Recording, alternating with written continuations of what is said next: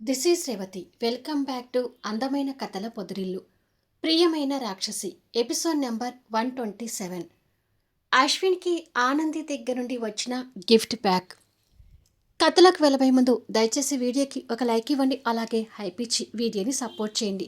Stories నచ్చినట్టయితే మన ఛానల్ని తప్పకుండా షేర్ చేయండి. ఇక కథలోకి వెళ్ళిపోదాం. చైతన్య ఇస్తున్న షాకింగ్లకి శివాంగికి దప్పిక అవుతుంటే టేబుల్ దగ్గరికి వెళ్ళి బాటిల్ ఎత్తి గటగట వాటర్ తాగుతుంటుంది.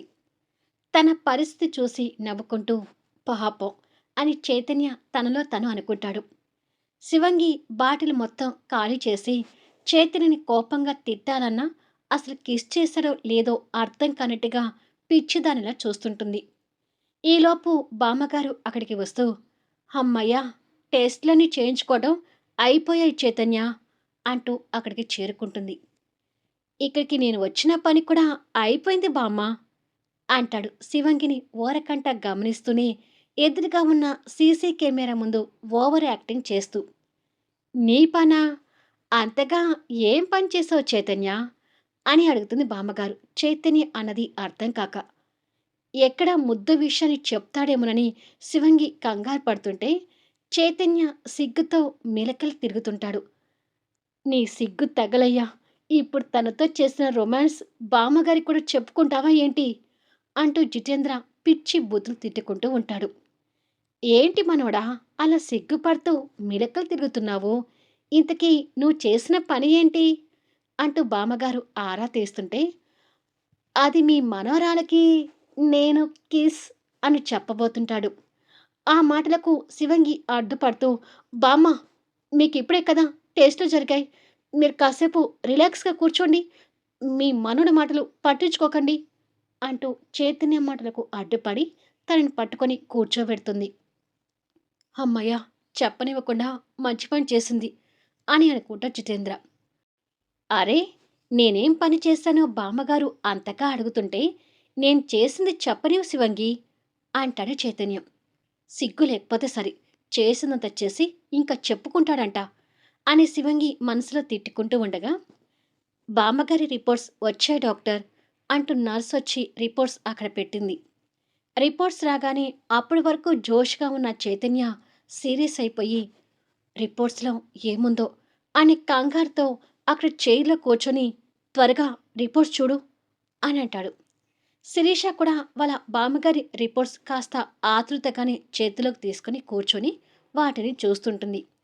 బామ్మగారు మామూలుగా ఉంటే చైతన్య మాత్రం కాస్త కంగారుగానే ఉంటాడు. శివంగి రిపోర్ట్స్ అని చెక్ చేసి ప్రాబ్లం ఏమీ లేకపోయేసరికి తను కూడా కాస్త రిలాక్స్ అయ్యి, "రిపోర్ట్స్ అన్నీ నార్మల్‌గా వచ్చాయి. బామ్మగారికి ఎలాంటి ఇబ్బంది లేదు" అని అంటుంది. అది విని చైతన్య కూడా రిలాక్స్ అవుతూ సంతోషపడతాడు. "నేను మెడిసిన్ రాసిస్తాను బామ్మ. అవి టైంకి తప్పకుండా కరెక్ట్‌గా ఫాలో అవ్వాలి" అంటూ మెడిసిన్ రాస్తూనే, "ఉప్పు, కారాలు చాలా వరకు తగ్గించాలి. ఈ వయసులో మీకు పూర్తి రెస్ట్ అవసరం" అని అంటుంది. "ఏం రెస్టో ఏంటో, నాకు పెళ్ళైతే నా పెళ్ళాం మా ఇంటికొచ్చి ఉంటుంది. దాంతో మా బామ్మకి కాస్త రెస్ట్ దొరుకుతుంది అనుకున్నాను.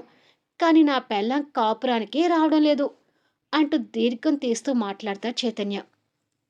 "రాకపోతే తనకు విడాకులిచ్చి ఇంకొక పెళ్లి చేసుకో. కానీ బామ్మగారికి మాత్రం పూర్తి రెస్ట్ అవసరం. మా బామ్మగారిని ఇబ్బంది పెడితే నిన్ను చంపేస్తాను. తను జాగ్రత్తగా నువ్వే దగ్గరుండి చూసుకోవాలి" అంటూ ఆ కోపంలోనే బామ్మగారి మీద తెలియని ప్రేమతో బాధ్యతగా మాట్లాడుతుంది మనవరాలు. "మీ బామ్మగారా? ఇదెప్పటినుంచి?" అని అడుగుతాడు చైతన్య సైడ్ లుక్ ఇస్తూ. చైతన్య మాటతో తను ఏమనదో శివంగికి అప్పుడు బుర్రలో లైట్ వెలిగి, "బామ్మగారు అంటే ఎవరికైనా బామ్మగారే కదా! ఆ ఉద్దేశంతో అన్నానులే" అంటుంది తడబడుతూ. కానీ బామ్మగారికి తన మీద మనవరాలికున్న ప్రేమ అర్థమై అభిమానంగా తన వైపు చూస్తూ ఉంటుంది. "ఏంటేంటి? బామ్మగారు ఎవరికైనా బామ్మగారేనా? సరే, నీ దారికే వస్తాను. బామ్మ ఎవరికైనా బామ్మే కావచ్చు. కానీ సొంత బామ్మగారు కాదు కదా! మా బామ్మగారు అని ఎందుకన్నావు? మా బామ్మగారిని ఇబ్బంది పెడితే నిన్ను చంపేస్తాను అనే డైలాగ్ వరకు ఎందుకొచ్చావు?" అని బల్ల గుద్ది అడుగుతాడు ఈ మొనగాడు. జితేంద్ర అది చూస్తూ, అబ్బా! ఇంక ఈ విషయం కూడా సాగబీకుతూ తనతో టైమ్ స్పెండ్ చేస్తూ ఇక్కడే ఉంటాడా అని చిరాకు పడుతుంటాడు. అరే బాబా! ఏదో తొందరలో అలా వచ్చిందిలే అంటుంది శివంగి. మనసులో లేకుండా మాటల్లో రాదు శ్రీమతి గారు. నీ మనసులో బామ్మని మీ బామ్మగా ఒప్పుకుంటున్నావు కదా అని అడుగుతాడు. అదేమీ లేదు. తను మీ బామ్మ కానీ మా బామ్మ కాదు అంటుంది బామ్మగారి వైపు కూడా కాస్త కోపంతో చూస్తూ.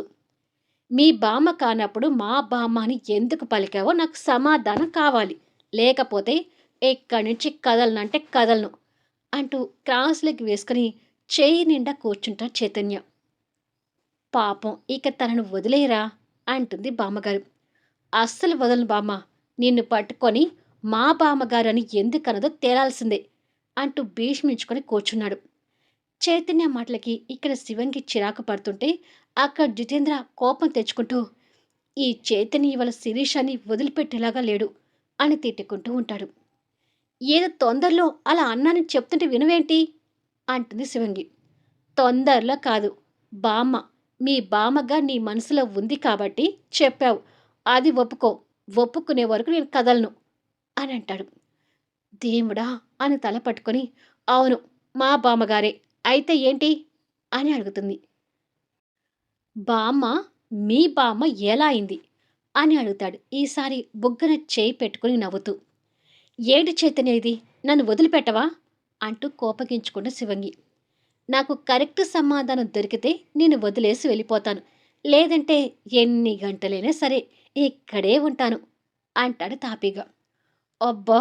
జిడ్డులాగా పట్టుకుని వదలటం లేదు అని తిట్టుకొని అదే ఆవేశంతో మాట్లాడుతూ నా తండ్రి ఈ బామ్మ కడుపులో జన్మించాడు కాబట్టే తను నాకు బామ్మ అయింది అని అంటుంది.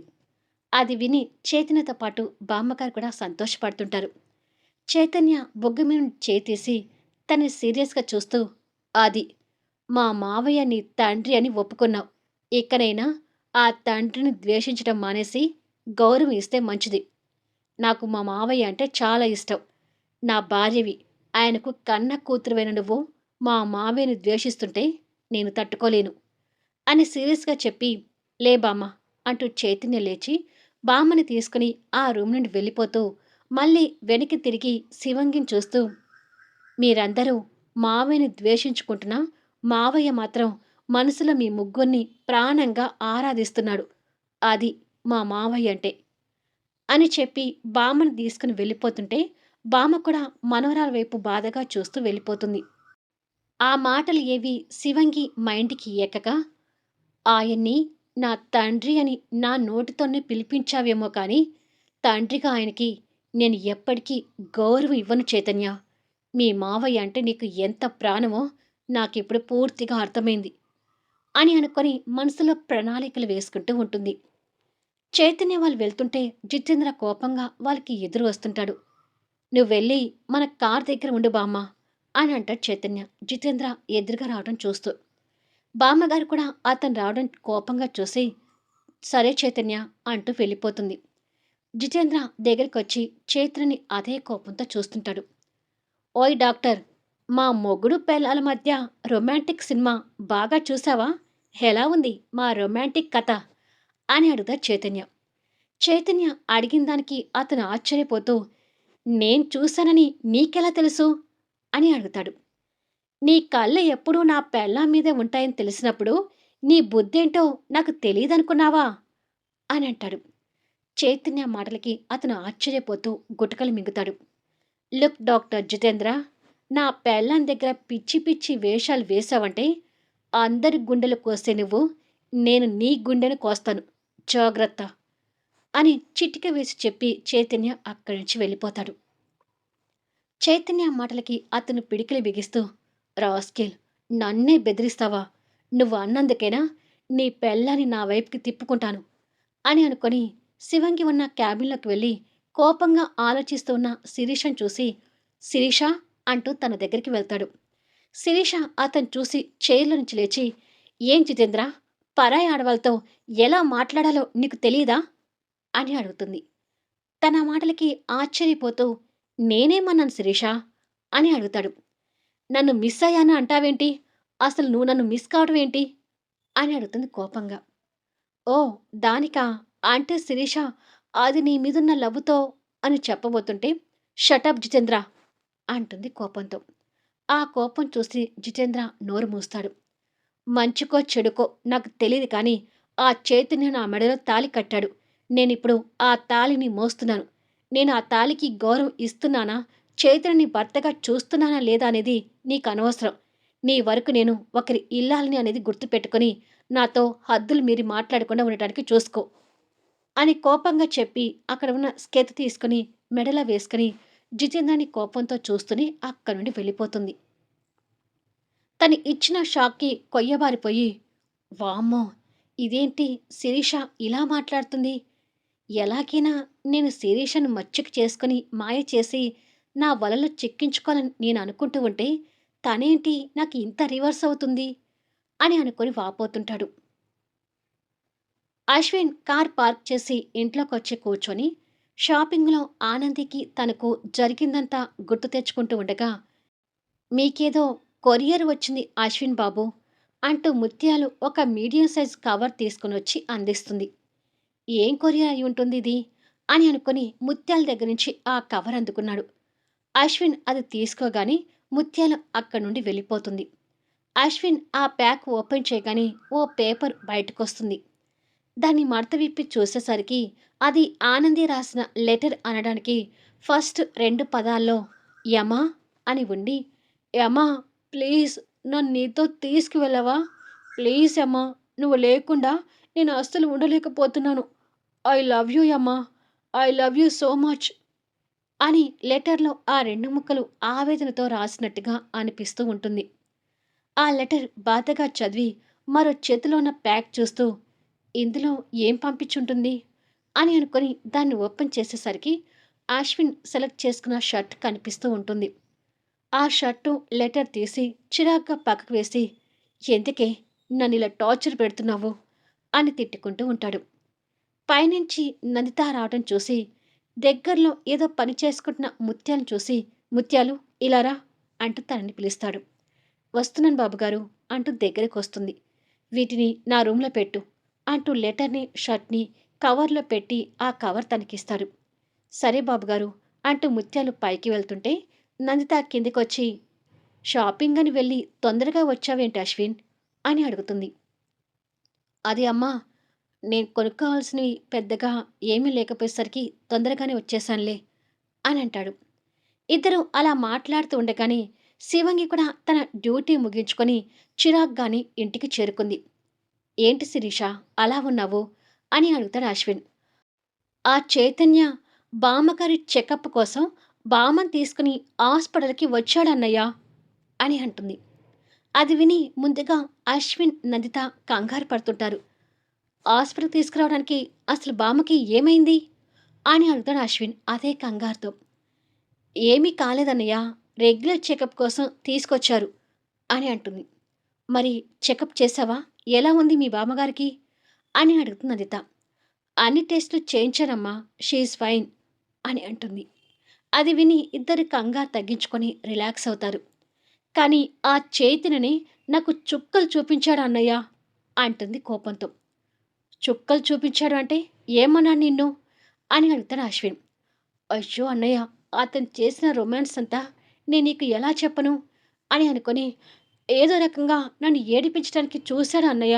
అసలు ఆ చైతన్య నుంచి పర్మనెంట్‌గా విడిపోవటానికి ఏదైనా సొల్యూషన్ చూడండి అని అంటుంది చిరాకు పడుతూ. అందరూ తెలివిగా ఉండి నీకు మత్తిచ్చి నవ్విస్తూ మీ పెళ్లి చేశారమ్మా. అందుకే ఏమీ చేయలేకపోతున్నాము అంటాడు అశ్విన్. అయితే ఆ చైతన్యని నేనిలా భరిస్తూనే ఉండాలా అని అడుగుతుంది. వాళ్ళ మాటలు వింటూ ముత్యాలు కిందికొచ్చి లాయర్ గారు చెప్పింది మీకు అర్థం కాలేదా అమ్మా? కనీసం ఒక సంవత్సరమైనా మీరు మీ భర్తతో కలిసి ఉంటే విడాకులు వస్తాయని క్లియర్‌గా చెప్పారు కదా! లాయర్ గారు చెప్పినట్టుగా ఒక సంవత్సరం కలిసి ఉండి, ఆ తర్వాత పర్మనెంట్‌గా విడాకులు తీసుకొని చైతన్య బాబుతో విడిపోయారనుకోండి, అప్పుడు మీరు చైతన్య బాబుని ఇక భరించాల్సిన అవసరం లేదు అని అంటుంది. ఆ మాటకి ముగ్గురు ముత్యాల వైపు గుర్రున చూస్తుంటారు. వాళ్ళ ముగ్గురు కోపాన్ని చూసి ముత్యాలు భయపడుతూ, అంటే చైతన్య బాబు నుంచి శిరీష మేడం విడిపోవటానికి వేరే అవకాశం ఏదీ లేక లాయర్ గారు చెప్పిందే నేను మీకు చెప్తున్నాను మేడం అంటుంది నందితని చూసి. అసలు మా విషయంలో నువ్వెందుకు జోక్యం చేసుకుంటున్నావు ముత్యాలు? అంటూ సీరియస్ అవుతుంది నందిత. అంటే చైతన్య బాబుతో శిరీష మేడం ఇబ్బంది పడుతున్నట్టుగా చెప్పేసరికి ఏదో నాకు తోచింది నేను చెప్పానమ్మా. తప్పైతే నన్ను క్షమించండి. శిరీషమ్మ సమస్య పరిష్కారానికి ఈ దారి తప్ప ఇంకొక దారి లేదని కూడా గుర్తుపెట్టుకోండి అని అంటుంది. ఆ మాటకి నందిత తన్ని ఇంకాస్త కోపంగా చూస్తుంటుంది. అయినా నాకెందుకులేమ్మా, పని మనిషిని. నా పనులు నేను చేసుకుంటాను అని చెప్పి ముత్యాలు నందిత కోపానికి భయపడుతూనే అక్కడి నుండి వెళ్ళిపోతుంది. ముత్యాల మాటలు పట్టించుకోకుండా ఆ విషయాలు వదిలేసి నువ్వెళ్ళి కాస్త రెస్ట్ తీసుకో శిరీష అంటాడు అశ్విన్. కానీ ముత్యాల మాటలు శిరీష మైండ్‌కి కొంచెం నాటుకొని పోయి, సరే అన్నయ్య అని ఆలోచిస్తూనే పైకి వెళ్ళిపోయి, తన చేతిలో ఉన్న డాక్టర్ ఆఫ్రన్ స్టెతస్కోప్ పక్కకు వేసి, ముత్యాలన్నది కూడా నిజమే కదా! చైతన్య నుంచి పర్మనెంట్‌గా దూరం కావాలంటే, నేను చైతన్యతో కొన్నాళ్ళైనా కలిసి ఉండాలేమో! ఇంతకు మించి చైతన్య నుంచి విడిపోవటానికి ఇంకొక అవకాశం అంటూ ఏమీ లేదు కదా! అని అనుకుంటుంది. నో! వాళ్ళు ఎప్పటికీ కలవటానికి వీల్లేదన్నయ్య. ఆ 2 కుటుంబాలు ఎప్పటికీ ఒక కుటుంబంగా మారకూడదు అంటూ గొంతు చించుకుంటా శశాంక్. మనం ఎంత ప్రయత్నం చేసినా ఆ శిరీష పెళ్లి జితేంద్రతో చేయించలేకపోయాం కదా శశాంక్. ఆ చైతన్య శిరీషని పెళ్లి చేసుకున్నాడని తెలిసాక ఇక మనం ఆ 2 కుటుంబాల్ని కలపకుండా ఆపలేమనే భయం నాలో కూడా కలుగుతుంది అంటాడు హోమ్ మినిస్టర్. వాళ్ళిద్దరి పెళ్లి జరగటం మనకి పెద్ద మైనస్ అన్నయ్య. అసలు వాళ్ళ పెళ్లి జరగటానికి కారణం ఆనందిని. ఆ పిల్లని ఎప్పటికప్పుడు చంపేద్దామని చూసినా ఏదో ఒక రకంగా తప్పించుకుంటూ పోయింది. ఆ పిల్ల బతికి ఉంటే ఆ పిల్ల కారణంగా ఆ 2 కుటుంబాలు ఒక కుటుంబంగా కలిసి తీరుతాయి. ముందు దాన్ని చంపేయాలి అని అంటాడు. మళ్ళీ నెక్స్ట్ వీడియోలో కలుద్దాం. శశాంక్ కారణంగా ఆనంది మళ్ళీ ప్రమాదంలో పడనుందా? అశ్వినికి దూరమైన ఆనందిని కాపాడేది ఎవరు? చైతన్య, శిరీష మళ్ళీ ఎప్పుడు ఎలా మీట్ కాబోతున్నారు? కథ నచ్చితే లైక్ చేయండి, హైప్ ఇవ్వండి, మీ అమూల్యమైన అభిప్రాయాలను తెలియచేయండి. అలాగే మన స్టోరీస్ని దయచేసి షేర్ చేయండి. Thank you for listening.